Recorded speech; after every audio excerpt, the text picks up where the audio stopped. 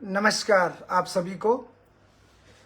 मैं आपका सेवक रोशर रतूड़ी। सबसे पहले तो आप सभी को जन्माष्टमी की ढेर सारी शुभकामनाएं। आज का जो मेरा विषय है, जैसे कि आप देख रहे हैं कि हमारे उत्तराखंड के जो होटलियर्स भाई हैं, जिन्होंने दुनिया के मानचित्र में या दुनिया के नक्शे में उत्तराखंड का नाम रोशन किया है, उत्तराखंड का नाम आगे बढ़ाया है। हमारे Uttarakhandi hoteliers, safe hotel industry में काम करने वाले और भी दूसरे डिपार्टमेंट के भी लोग हैं जो अच्छा काम करते हैं, अपने उत्तराखंड का नाम रोशन करते हैं। लेकिन सबसे बड़ा दुर्भाग्य की बात यह है कि साहिल बिष्ट, जो मात्र 30 साल का लड़का पंजाब में काम करता था, तंदूरी शेफ, तंदूर का शेफ, हाईवे स्टार जो ढाबा है उसमें काम करता था, जहां पर बदमाशों ने उसकी चाकू मारकर हत्या कर दी।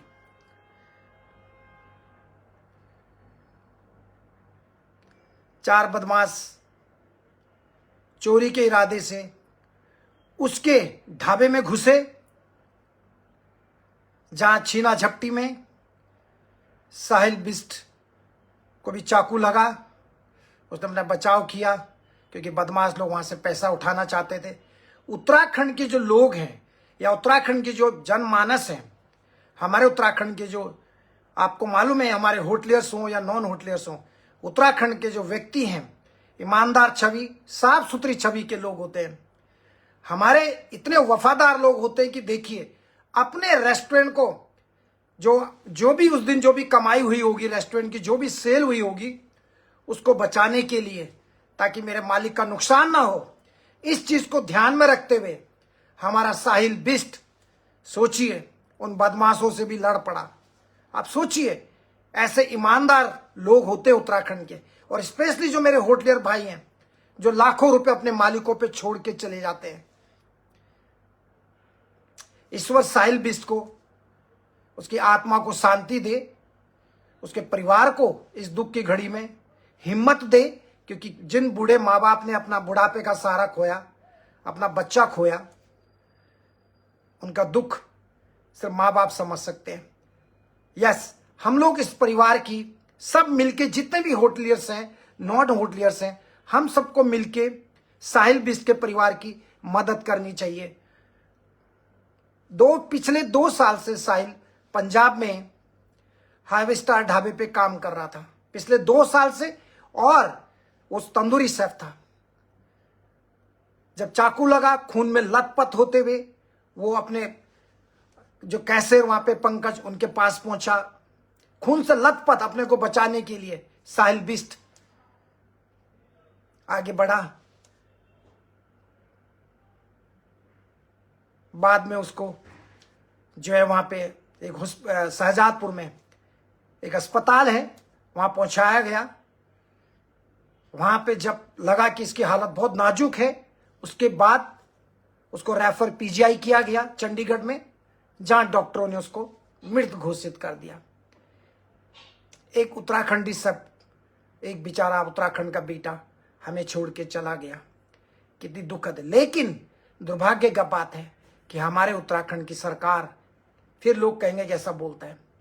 क्यों मैं उत्तराखंड के होटलियर्स, नॉन होटलियर्स के बारे में बात करता हूं? आप सोचिए, हमारे टिहरी गढ़वाल की जो सांसद है, टिहरी गढ़वाल का विधायक, इनके क्षेत्र का विधायक किधर है? राजा महालक्ष्मी शाह किधर है वो? आप मुझे बताइए, आप कहां है ये लोग? इनका मुंह नहीं खुलता है। एक मुख्यमंत्री जो मुखिया होता है, हेड ऑफ द, जैसे प्रधान को बोलते हैं ना, हेड ऑफ द विलेज, एक प्रधान, इसी प्रकार से head of the state, state का मुखिया होता है। जिम्मेदारी बनती है। क्या इसके परिवार को न्याय दिलाने के लिए कोई बात करेगा? क्या इसके परिवार को कोई कंपनसेशन मिलेगा? क्या उन गुंडों को, 4 बदमाशों को पकड़ा जाएगा? क्या हमारे उत्तराखंड के डीआईजी साहब, हमारे गृह मंत्रालय या स्टेट का जो होम मिनिस्टर है, क्या वो वहां के डीआईजी से बात करेगा, या मुझे ही करना पड़ेगा कमिश्नर से बात? जैसे पिछली बार कुछ महिला हस्बैंड वाइफ को यूरोप भेजने के नाम पे पति पत्नी बहुत बुरी कदर फंस गए थे। फिर मैंने उनका टिकट बना के, फिर मैंने उनको पैसे दे के, फिर पंजाब में वहां के कमिश्नर को लेटर लिख के दिया था। जब उन्होंने उनको पूछा कि इनकी पूरे बारे में बताओ, कैसे फंसे, क्या क्या हुआ था, तो मिस्टर रतूड़ी आप हमें बताइए। तो मैंने पूरे कमिश्नर को लेटर लिखा था। जैसे कि मैंने कमिश्नर हेडक्वार्टर जैसे गना में 2 उत्तराखंडी भाइयों को बचाने के लिए लेटर लिखा था, जबकि मालिक को भी पुलिस पकड़ के लेके गई थी। और विदिन 20 मिनट्स मैंने उनको रिलीज करवाया था गना से। पुलिस कमिश्नर डायरेक्ट वहां से अफ्रीका में बात की थी, जब हमारे उत्तराखंड के टिहरी गढ़वाल के 2 और सैफों को पुलिस पकड़ के लेके गई थी मालिकों के साथ में। अगर सब काम हमने करना है तो फिर जो चुने हुए जनप्रतिनिधि होते हैं उनकी क्या रिस्पॉन्सिबिलिटी बनती है। एक ग्राम प्रधान हो गया। इसलिए मैं बार बार कहता हूं, जो ऐसे सेंसिटिव मुद्दे होते हैं, जो एक गंभीर ऐसे विषय होते हैं, इन चीजों पे चुने हुए जनप्रतिनिधियों को आगे आना चाहिए मदद के लिए। लेकिन आप लोग सोचते हैं गरीब लोग, इनसे हमें क्या मिलने वाला है। कौन पढ़ता है कोर्ट कचहरी के चक्कर में, कौन पढ़ रहा है इसमें। तो कोई नेता लोग सोचते हैं कि इसमें तो हमें देना पड़ेगा। तो कम से कम जब कोई इंसानियत का, जब एक ऐसा मुद्दा होता है, एक ऐसा विषय होता है, जब किसी का परिवार का बेटा खो दिया, और सोचो अगर इस लड़की की शादी हो रखी होगी। एक बात है, मेरे पास रिपोर्ट नहीं है कि इसकी शादी हो रखी कि नहीं। अगर इसकी शादी हो रखी है और सोचो इसकी पत्नी पढ़ी लिखी नहीं है, या इनकी जो वाइफ है वो गढ़वाल में रहती है, यानी गढ़वाल यानी टिहरी गढ़वाल में रहती है, पहाड़ी क्षेत्र में रहती है। और सोचो इस बच्चे के अगर माता पिता बुजुर्ग हैं, 70-80 साल के हैं, जहां कोई कमाने वाला नहीं है, और ये इकलौता बेटा घर का कमाने वाला है, एग्जाम्पल। तो सोचो उस बहन का क्या हाल होगा जो इनकी पत्नी है। सोचो, ना उसके पास नौकरी होगी, ना उसके पास बच्चों को पालने के लिए पैसे होंगे। अब मुझे बताइए कि जो साहिल बिष्ट है, अगर इनकी पत्नी है और शिक्षित है और उसके बच्चे हैं, तो उन बच्चों की जिम्मेदारी कौन लेगा। कोई माइकल लाल है इस उत्तराखंड में पैदा?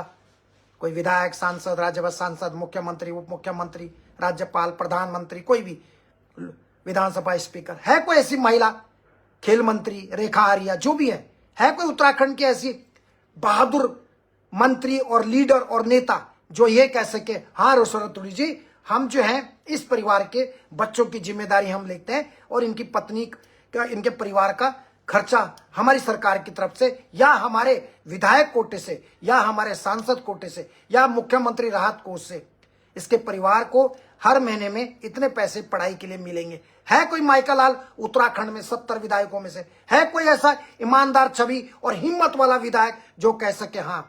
है कोई विधायक? मुझे बता दो। है कोई रेखा आर्या खेल मंत्री जो महिला है कोई महिला आयोग वाले?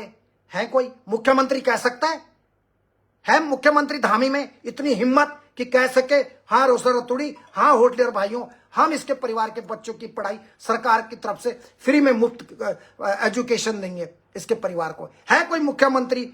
है किसी का दिल धड़कता हुआ? है कोई मुख्यमंत्री जिंदा? है कोई ऐसा माइकल लाल जो ये कह सके हाँ मैं इस होटलियर की जो पत्नी है और उनके घर में जो बच्चे हैं छोटे छोटे, उनकी जिम्मेदारी हमारी सरकार, या कोई विधायक कहे कि रतुड़ी जी मैं लेता हूं, कोई MP सांसद कहे कि मैं लेता हूं, कोई विधानसभा स्पीकर रितु खंडरी कहे, क्योंकि आप भी एक महिला है, रितु खंडरी भूषण विधानसभा स्पीकर, आप भी तो एक महिला हैं, आप भी तो एक महिला है। आप दम है आपके अंदर दम है। मैं ये नहीं कहता हूं कि आपके वजह से कोई मरा या कुछ, लेकिन आपके पास रास्ता तो है गरीब महिलाओं का, विधवा महिलाओं का साथ देने के लिए। क्या आपका जमीर भी मर चुका है, या आपका जमीर अभी जिंदा है कि नहीं है?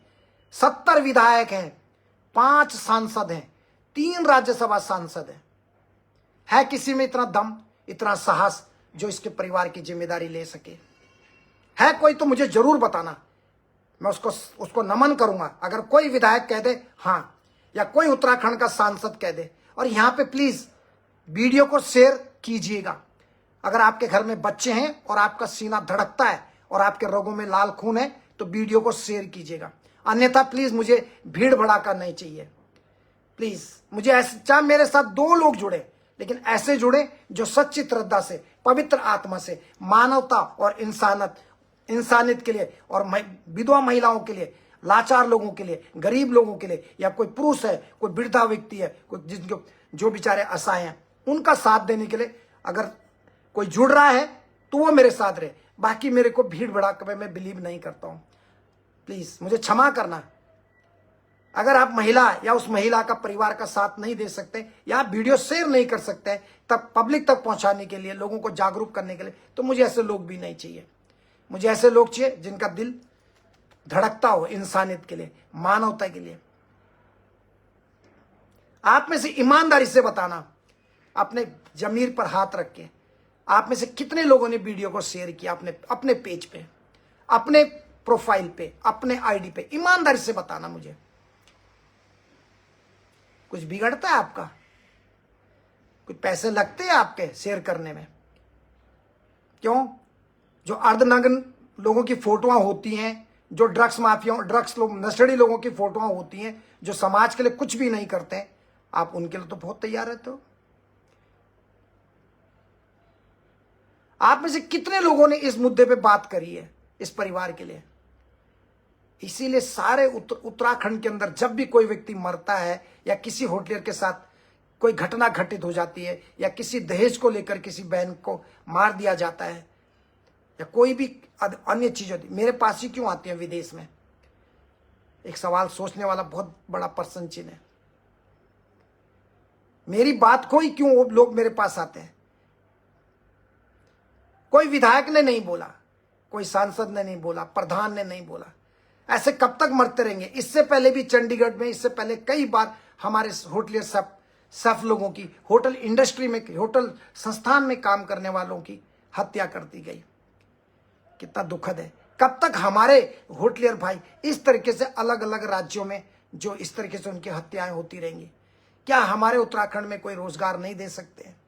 बाहर के आए हुए लोग हमारे उत्तराखंड में, उनको रोजगार मिल रहा है, और हमारे उत्तराखंड के लोगों को अपना पहाड़ छोड़ के, अपना जो जमीनें हैं, अपना खेत खलिहान छोड़ के दूसरे राज्यों में जाना पड़ रहा है रोजी रोटी की तलाश में।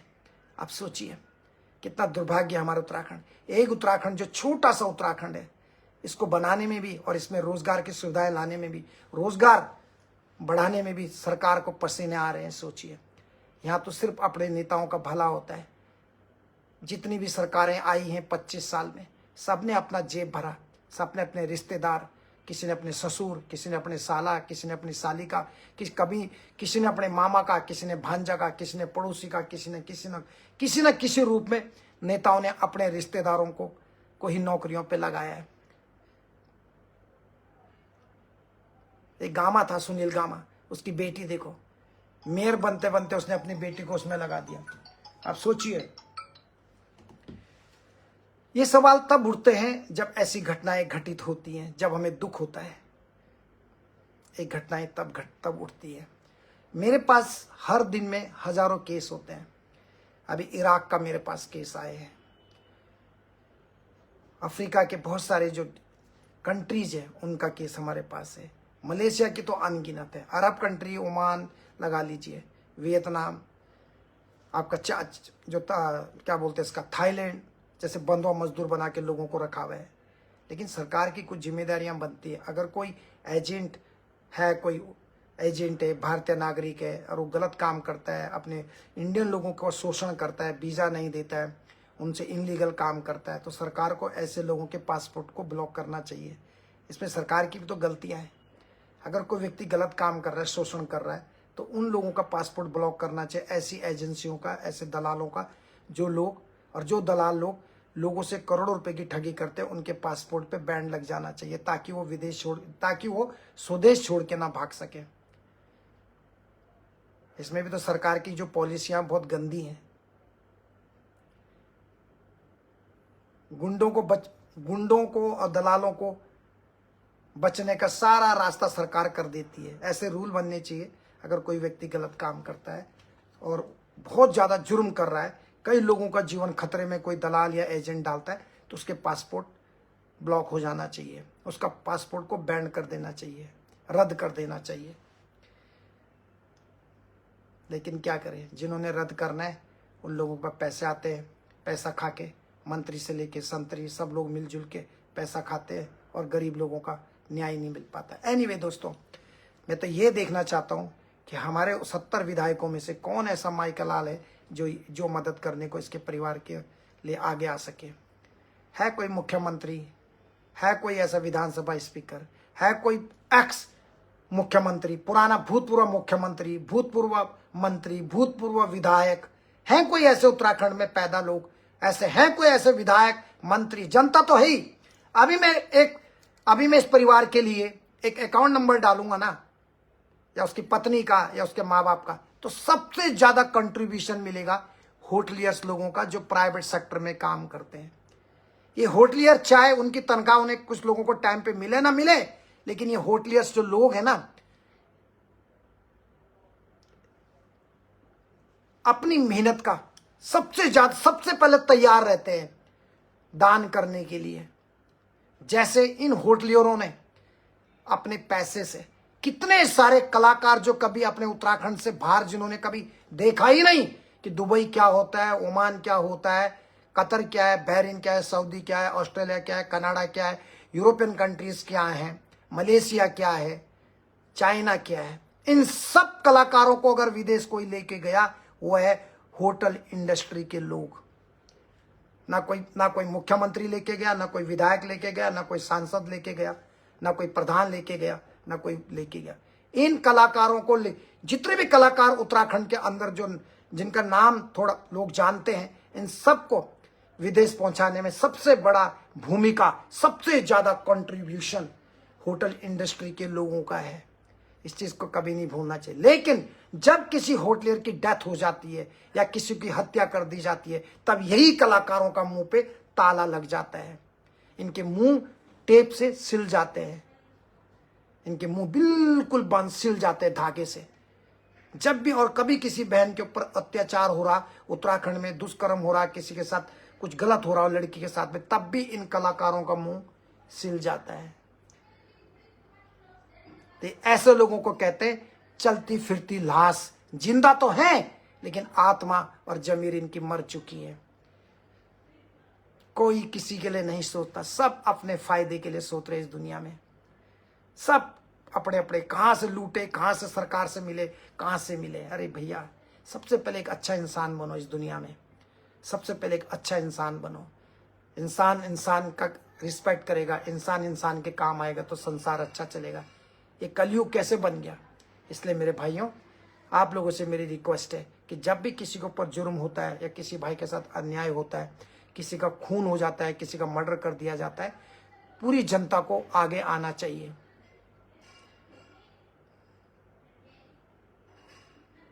त्रासदी होती ना, त्रासदी, चाहे आप कितनी भी बड़ी बिल्डिंग बना लो, आप सोचते हैं कि हमने बहुत बड़ी बिल्डिंग बना दी है, कोई कुछ नहीं कर सकता। ये उदाहरण आपने धराली में भी देखा और केदारनाथ में भी देखा था। इसलिए कभी भी घमंड मत करो, एरोगेंट मत बनो, कभी भी घमंड मत कीजिए। अगर भगवान ने आपको जिंदगी दी है तो अच्छी से जिंदगी को जिए और लोगों की भलाई के लिए अपना जीवन समर्पित करें। आपके लिया दिया संग चले, कहते हैं ना, आप जो हम इस संसार में देते वही हमारा साथ चलता है। लिया दिया संग चले, खाया पिया अंग लगे। तो जैसा आप समाज में बोते हैं, समाज को देते हैं, वैसे ही आपको मिलता है। और आप जो अच्छे कर्म करेंगे आपके बच्चों के काम आएगा। अगर कोई गरीब परिवार है, अगर आपकी कमाई में से, आप भी तो डेटा डालते हो, 250 रुपये 300 रुपये का डेटा पैकेज डालते हो, अगर आप 100 रुपये भी किसी कोई विधवा महिला है या वो शिक्षित नहीं, उसके पास नौकरी नहीं है, तो आप उसकी मदद कर सकते हैं। सरिता रघुवीर चंद जी, आपको मेरा प्रणाम है। कुंवर सिंह जी, आपको भी जन्माष्टमी की महोत्सव की शुभकामनाएं। आप सभी को दिल थोड़ा दुखी है, इसलिए जो मैं आप लोगों को ज़्यादा जन्माष्टमी के बारे में कुछ नहीं कह पाया, लेकिन आप लोग खुद समझदार हैं। हम तो भगवान श्री कृष्ण से हाथी घोड़ा पाल की, जय कन्हैया लाल की, हम तो कृष्ण मुरारी से, लॉर्ड कृष्णा से प्रार्थना करते हैं हमारा उत्तराखंड सुरक्षित रहे, हमारा देश सुरक्षित रहे, हमारे होटलियर भाई जहाँ भी रहे सुखी रहे, उनका परिवार सुखी रहे। प्राइवेट सेक्टर में काम करने वाले जितने भी हमारे भाई बंद ड्राइवर जो भी हैं, ईश्वर की कृपा, परमात्मा की और हमारे शिव शंकर भोलेनाथ की आराध्य देवताओं की कृपा बनी रहे। बस पीड़ा होती है मैं सिर्फ उन लोगों के लिए सोचता हूँ, उन महिलाओं के लिए सोचता हूँ जो महिलाएं मतलब कम पढ़ी लिखी हैं और अशिक्षित हैं, किसी कारण से पढ़ नहीं पाई हैं और उनके दो या तीन बच्चे हैं और छोटे छोटे बच्चे हैं और उनका सुहाग उजड़ गया है और बच्चों के लिए पढ़ाई के लिए पैसा की व्यवस्था कहाँ से आएगी। मैं उस चीज़ को लेके जब मैं बहुत गहराई से सोचता हूँ तो मुझे दुख होता है बहुत ज़्यादा, तब मेरे को बहुत तकलीफ होती है उस समय। मैं तो I am not a government, I am not a chief minister, I am not a MP, I am not a MLA, I am not a Pradhan, I am also public servant. मैं भी आप लोगों के जैसे हूँ। एक हो तो एक को कितने लोगों की मदद करनी पड़ती है आप सोचिए। हमें तो सबके लिए सोचना पड़ता है। अगर थोड़ा सा भी सरकार या विधायक या प्रधान या चुने हुए जनप्रतिनिधि या संस्थाएं या NGO सब मिलके ऐसी महिलाओं का, जो बुजुर्ग महिलाएं हैं, जो विधवा महिलाएं हैं, जिनके पास नौकरी नहीं है, जिनके पास कोई खाने के लिए नहीं है, उन महिलाओं की मदद करने के लिए तो आगे आना चाहिए। धिक्कार है ऐसी महिलाएं जो मंत्री तो हैं लेकिन सिर्फ अपने आकाओं को खुश कर रही हैं, अपने आकाओं की गुलामियां कर रही हैं। जो महिला मंत्रियां हैं या महिला जो विधायक हैं, अगर एक महिला एक बड़े पद पे बैठ के भी, एक मंत्री हो के भी और सरकारी तंत्र के साथ बड़े पद पे बैठी हुई है, अगर तब भी वो महिलाओं की मदद नहीं कर सकती है या महिलाओं का दर्द नहीं समझ सकती है, ऐसी महिला का होना ना होना बेकार है। आई एम सो सॉरी, मैं सबको तराजू में नहीं तोड़ रहा हूँ। अगर एक महिला दूसरे महिला का दर्द नहीं समझ सकती है तो इस महिला उस मंत्री महिला का क्या फायदा, उस महिला सांसद का क्या फायदा है, उस महिला आयोग का क्या फायदा, जिससे वक्त पे जो आयोग बुरे वक्त में उन महिलाओं की मदद नहीं कर सकते, जिन महिलाओं के सर से उनके सास ससुर का, उनके माँ बाप का और उनका पति का भी जो है साया उठ गया, तो उन महिलाओं की मदद कौन करेगा? आप मुझे बताइए, आप मुझे दिल से बताइए, मुझे आप अपने दिल पर हाथ रख के बताइए, क्या मैं गलत बोल रहा हूं? हमारा कर्तव्य बनता है लोगों को जागरूक करना। बताइए आप। पहले पंजाब में, इससे पहले भी पंजाब में आपको पता है कई लड़कों की होटलियर्स की चाकू मारकर हत्या कर दी गई। बेंगलोर में भी आपने देखा, राजस्थान में भी देखा, साउथ में भी हमारे उत्तराखंडी भाइयों के साथ ऐसा हुआ है, वेस्ट बंगाल में भी हमारे उत्तराखंडी भाइयों के साथ ऐसा हुआ कि नहीं हुआ? आप बताएं मुझे। हरियाणा के अंबाला जिले के अंदर शाहजादपुर के अंतर्गत साहिल भाई की हत्या, यस बिल्कुल मेरे पास है, इसका पूरा डिटेल है। बड़ा दुख हुआ मुझे इस चीज़ को देख के। हम तो भगवान से प्रार्थना करते हैं कि ऐसा कभी किसी के साथ ना हो, इनके परिवार को इस दुख को सहने की शक्ति दे और उस बहन का और उन बच्चों को हिम्मत दे। इनके पूरे परिवार को किसी भी प्रकार की जो सहायता चाहिए, हम उस परिवार की मदद करेंगे। हम चाहते हैं कि इंसाफ मिले, लेकिन इंसाफ कैसे मिलेगा? क्या हमारी उत्तराखंड की सरकार ने, जिस किसी की भी सरकार होती है सवाल उससे पूछे जाते हैं, कल किसी और की सरकार आएगी, कोई और मुख्यमंत्री बनेगा तो हम उससे पूछेंगे।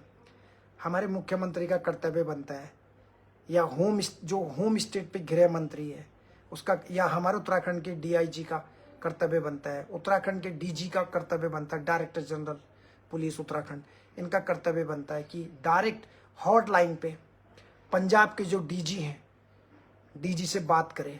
वो DG आदेश देगा, शहजादपुर में जो थाना है या वहाँ के SSP हैं, SP है, कमिश्नर है, उनको कहेंगे कि इसकी पूरी जांच पड़ताल की जाए और उन 4 बदमाशों को पकड़ा जाए और उन 4 बदमाशों का घर कुड़ी, जो भी 4 बदमाशों की जो संपत्ति है, उनके घर पे बुलडोजर चलाया जाए और बुलडोजर चलाया जाए और उनके परिवार वालों से, स्पेशली इन लड़कों से जिन्होंने ये जघन्य अपराध किया है, उनसे सारा जो है वसूल किया जाए। हम व्यक्ति को वापस तो नहीं ला सकते, जो चले गया उसको तो वापस कोई नहीं ला सकता, चाहे कोई कितना भी अरबपति हो, खरबपति हो, कुछ हो। इसलिए भगवान ने ये चीज़ बहुत सुंदर चीज़ समझाई है कि तुम कितने भी अमीर बन जाओ, कितने भी अमीर बन जाओ, कितने भी धनवान बन जाओ, लेकिन तुम जीवन नहीं खरीद सकते, तुम मृत्यु को नहीं खरीद सकते। मृत्यु को कोई नहीं खरीद सकता, ये सत्यता है। नहीं तो अगर ऐसा होता ना पैसा, तो पता नहीं कितने गुंडे होते, कितने कत्ल हो जाते समाज में। तो दोस्तों, आप लोगों से भी मेरा निवेदन है, जब भी किसी व्यक्ति की या गरीब परिवार की या किसी व्यक्ति की ऐसी दर्दनाक या किसी कारण से हत्या कर दी जाती है, आप लोग उसमें सहयोग जरूर किया करें। क्योंकि पता नहीं कब किसके साथ क्या हो जाए, किसके जीवन में कब क्या हो जाए। ऐसा मत सोचो कि आपका बहुत अच्छा चल रहा है। अच्छा तो उनका भी बहुत अच्छा था, जो धराली में थे, आराम से उनके बिजनेस चल रहा था, कोई त्योहार फेस्टिवल भी चल रहा था, अच्छी अच्छी बिल्डिंगें थी, अच्छे अच्छे रेस्टोरेंट थे, अच्छा बिजनेस था धराली में। कभी किसने सोचा था? आज देखिए कुदरत का कहर, जब ऊपर से बादल फट के धराली में पानी आ रहा था, आपने देखा होगा, जो सैलाब आ रहा था, बड़े बड़े पत्थर, आपने देखा होगा, आपने देखा लेफ्ट साइड की सारी बिल्डिंगें चलेगी, लेकिन राइट साइड में ऊपर से आते समय, जब ऊपर से आ रहा था, दाएं हाथ की तरफ किसी कोई घर को नुकसान नहीं पहुंचा। सोचिए भगवान का, सोचिए, आप सोचिए, इतना बड़ा सैलाब आए तो जाको राके साइयां मार सके ना। जब जिसका दाना पानी जैसे लिखा होगा, उसको ये दुनिया से जाना ही होगा। दुख होता है कि कोई जवानी में चला जाता है, अपने बच्चों को छोटे में छोड़ के चले जाता है। इस चीज का दुख होता है हम लोगों को, इस चीज का दुख होता है। एक होता है 80-90 साल, 80-75-80 साल अपने बच्चों को पढ़ा लिखा दिया, अपने नाते नतने देख लिए, चलो बच्चों को पढ़ा दिया, सब ठीक हो गए। कोई आदमी चले भी गया तो चलो बच्चे हैं, थोड़ा माँ बाप का ध्यान रखने के लिए, एक बात है। लेकिन इस उम्र में चले जाते हैं तो थोड़ा दुख होता है।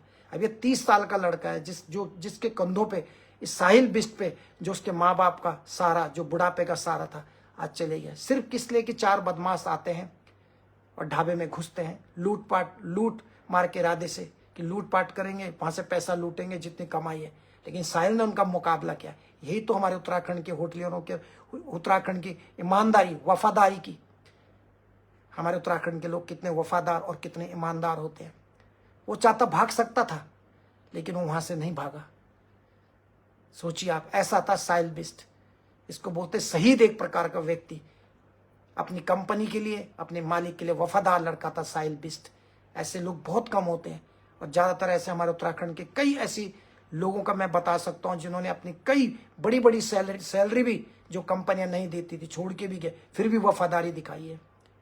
धन्य है ऐसे होटलियर भाइयों को और ऐसे लोगों को जो वफादार रहते हैं अपनी कंपनियों के प्रति, अपनी जान की परवाह भी नहीं करते। बस चाहता हूं कि इसके परिवार को इंसाफ मिले।